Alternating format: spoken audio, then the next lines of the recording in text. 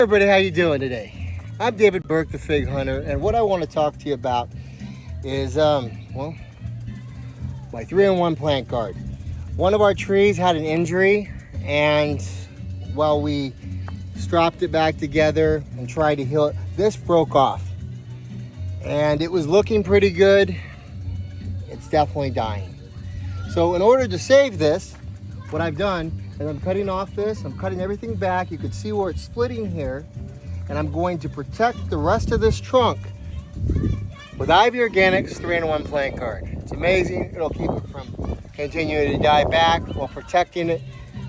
And it's still alive. There's still sap right here, or still latex. So hopefully it'll push out some green growth. Pretty easy. Dump the stuff in, mixed it up, dancing. And we're just gonna apply it. There you go. Because this is an amazing tree, and we want to give it the best chance possible. Dun, dun, dun, dun, dun, dun. Listen, rocking out the great music, saving fig trees. Hey, don't forget to use TFH10 when you go to the website. It'll save you 10% off all items. Have a wonderful Sunday.